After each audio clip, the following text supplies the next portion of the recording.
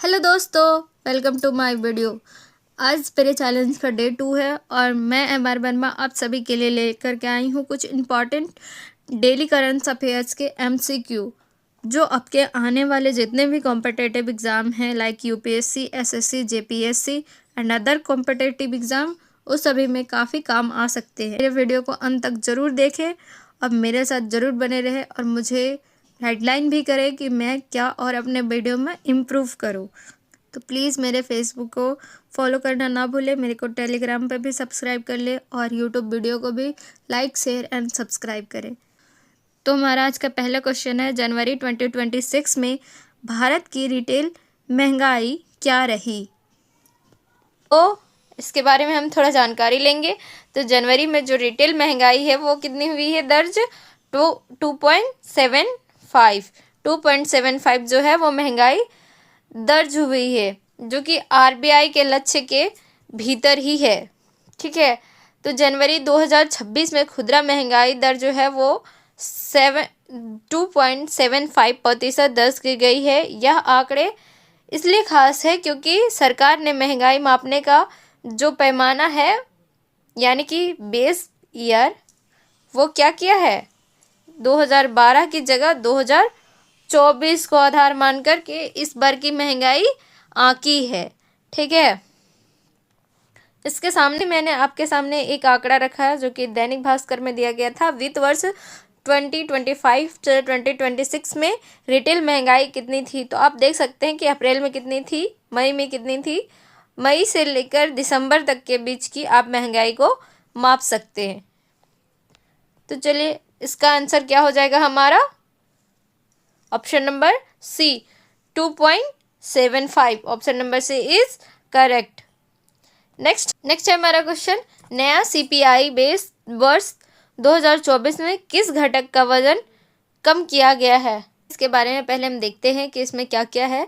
तो 2024 में नए सीपीआई का आधार जो है उसके प्रमुख रूप से खाद्य और पेय पदार्थ जो हैं, खाद्य और पेय पदार्थ का घटक वजन जो है वो कम किया गया है। इसका जो मुख्य बदलाव है वो क्या किया गया है? खाद्य पदार्थ में इसका क्या कर दिया गया है, 45.86% से घटाकर 36.75 कर दिया गया। अन्य मामूली कमी क्या क्या की गई है? वस्त्र, जूते एवं कुछ अन्य सेवाओं जैसे मदों में भी मामूली कमी देखी गई है। वृद्धि किसमें हुआ है? तो आवास में वृद्धि हुआ, स्वास्थ्य में वृद्धि हुआ, परिवहन, संचार जैसे श्रेणियों का भार जो है वो क्या गया है, बढ़ाया गया है। यह बदलाव जो है वो क्या है, 12 फरवरी 2026 से जो प्रभावी हुई है उस सीरीज का हिस्सा है। तो इसी के साथ हमारा इस क्वेश्चन का आंसर जो है वो क्या हो जाएगा, नंबर सी खाद्य पदार्थ। अब हम नेक्स्ट क्वेश्चन की ओर चलते हैं। तो नेक्स्ट क्वेश्चन है हमारा, 114 राइफल लड़ाकू विमान के लिए भारत सरकार ने कितनी लागत मंजूर की है? तो कितनी लागत मंजूर की है? Option number B is correct answer. Next question है हमारा, अमेरिका के पूर्व राष्ट्रपति ने हाल ही में क्या कहा? ये लो आ गए वो टैरिफ वाले, पता नहीं ये कितने टैरिफ लगाते रहते हैं। तो इनके बारे में तो आपका ऑब्वियस सी बात है कि ये इम्पॉर्टेंट है भैया। ठीक है, तो इसको तो एकदम इम्पॉर्टेंट मान के ही चलना आप, क्योंकि ये इतना बार टैरिफ रट दिए हैं इस बार कि एग्जाम में तो आना पक्का है। तो सही आंसर क्या होगा? ऑप्शन नंबर ए, अमेरिका दुनिया का नंबर 1 ऊर्जा उत्पादक है। ठीक है, नेक्स्ट क्वेश्चन है हमारा, भारत में कौन सा महत्वपूर्ण राष्ट्रीय दिवस 12 फरवरी को मनाया जाता है? तो कौन सा राष्ट्रीय दिवस मनाया जाता है? इसका सही आंसर क्या होगा हमारा? उत्पादकता दिवस। क्या होगा? उत्पादकता दिवस। नेक्स्ट है हमारा क्वेश्चन, भारत में क्वांटम एआई वैली किस राज्य में स्थापित किया जा रहा है? तो किस राज्य में किया जा रहा है? इसका सही आंसर क्या होगा? ऑप्शन नंबर बी, इसका भी सही आंसर होगा आंध्र प्रदेश। इसी के साथ हमारा नेक्स्ट क्वेश्चन है, ब्रिक्स शेरपा बैठक 2026 कहाँ आयोजित की गई? कहाँ शेरपा बैठक 2026 कहाँ आयोजित की गई है? ये आयोजित की गई है दिल्ली में। कहाँ आयोजित की गई है? दिल्ली में। सही आंसर होगा इसका बी नंबर। नेक्स्ट है हमारा क्वेश्चन, भारत को ब्रिक्स में इस दशक में कितने सदस्य देश हो गए? तो कितने सदस्य देश हो गए हैं इसके बारे में हम थोड़ा देखते हैं कि आखिर ये ब्रिक्स है क्या। तो भारत ने आधिकारिक तौर पर ब्रिक्स 2026 की कमान संभालते हुए अपना एजेंडा जो है वो पूरी दुनिया के सामने रखा। इसका आयोजन कहाँ किया जा रहा है? दिल्ली में किया जा रहा है। कहाँ किया जा रहा है? तो दिल्ली में किया जा रहा है। शेरपा और शुश शेरपाओं का 2 दिवसीय बैठक में भारत ने अपनी अध्यक्षता की थीम जो है वो पेश की है। तो MEA के अनुसार इस वर्ष का मुख्य विषय जो है, मतलब थीम जो है वो क्या है? Building for resilience, innovation, cooperation and sustainability, मतलब लचीलापन, नवाचार, सहयोग और सतत विकास का निर्माण। ये जो है क्या रखा गया? उसका थीम रखा गया। तो देखते हैं कि 5 मुख्य सदस्य जो है वो कौन कौन से शामिल हुए हैं इस दशक में। मिस्र पहला देश है, मिस्र। दूसरा है इथियोपिया, तीसरा ईरान, चौथा सऊदी अरब और फिर UAE इसमें शामिल हुए हैं। यह जो है ब्रिक्स है सो अब ब्रिक्स प्लस कहलाता है।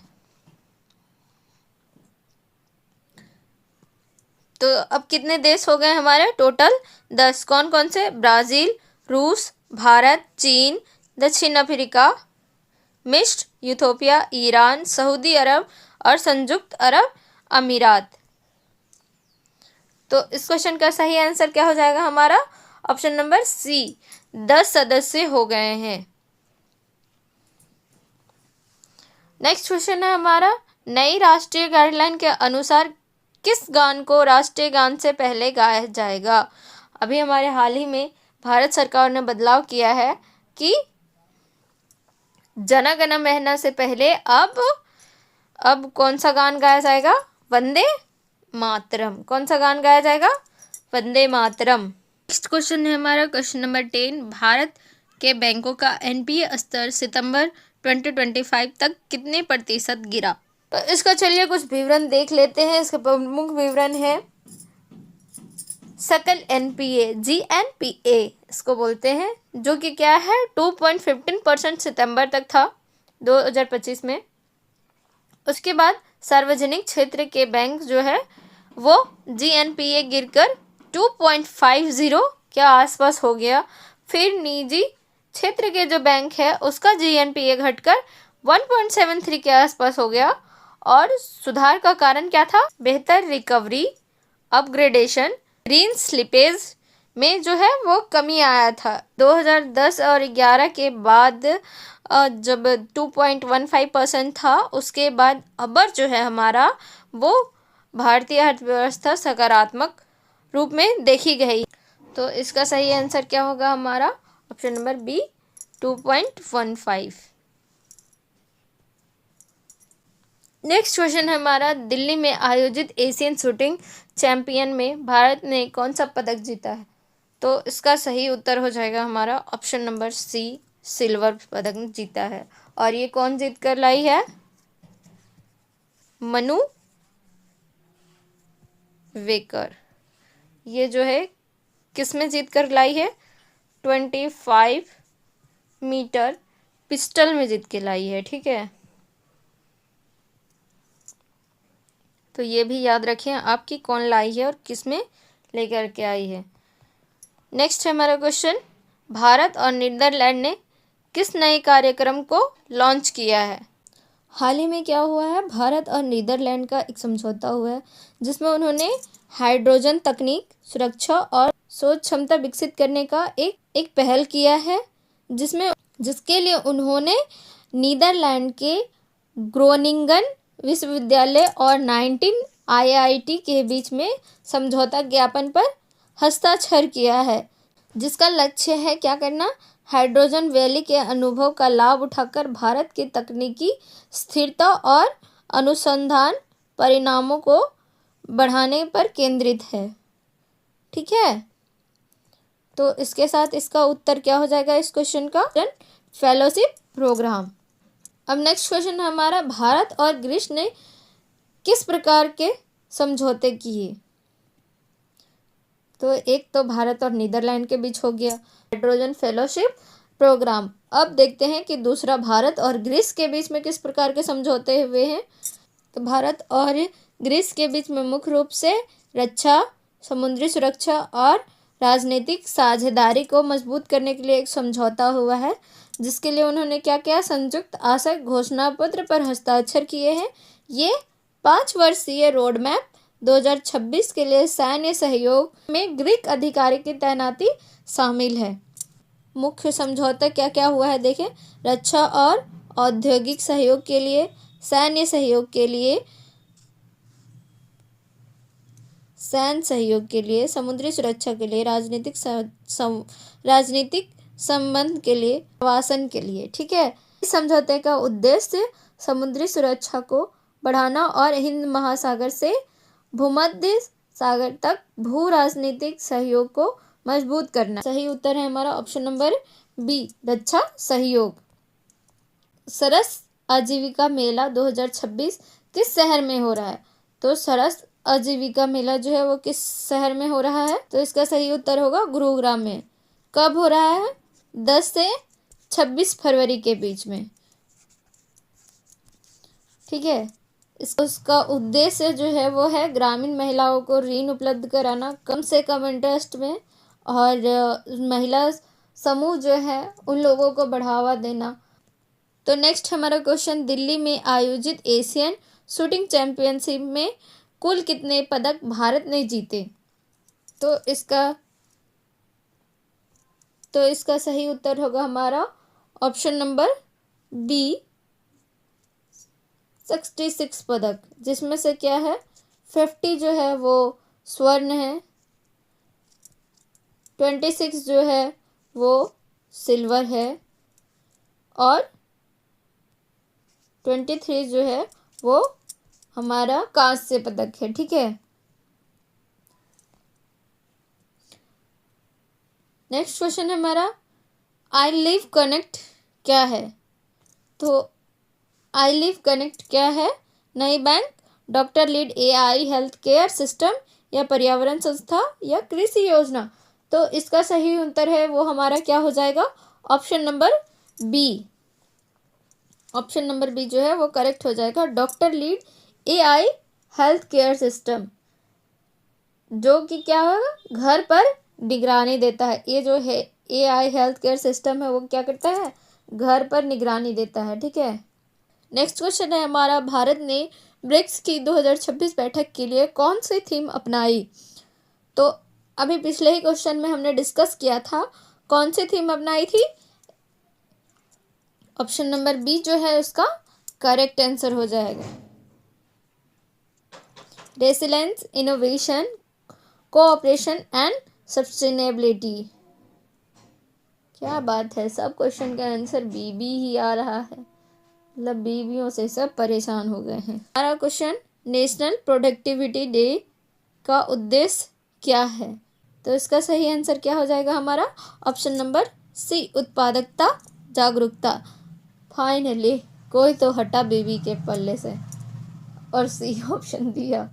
चलिए नेक्स्ट क्वेश्चन चलते हैं हम इसी के साथ। भारत का नेटवर्क रेडिनेस इंडेक्स 2025 में कौन सी रैंक पर आया। तो इसका सही उत्तर हो जाएगा हमारा ऑप्शन नंबर बी। ले फिर आ गया बी पे ही घूर फिर के, मतलब बेबी से तब पल्लू छुड़ाएगा नहीं लोग। चलो नेक्स्ट पे चलते हैं। कौन सी तकनीक घाटी AI अनुसंधान के लिए भारत में बनाई जा रही है। तो इसका सही आंसर हो जाएगा हमारा option number B, quantum AI valley. तो चलिए इसी के साथ हमारा जो है वो आज का प्रश्न समाप्त होता है। तो प्लीज़ मेरे चैनल को लाइक, शेयर एंड सब्सक्राइब कर दे, और प्लीज़ कमेंट बॉक्स में बताना ना भूलें कि आपको ये वीडियो कैसा लग रहा है। आप लोग का रिस्पॉन्स तो मुझे लग रहा है कि आप लोगों को वीडियो पसंद नहीं आ रहा है, लेकिन प्लीज़ बताएं कि आपको क्या पसंद नहीं आ रहा है और क्या मुझे इम्प्रूवमेंट करने की आवश्यकता है। तो मिलती हूँ मैं आपसे नेक्स्ट वीडियो में।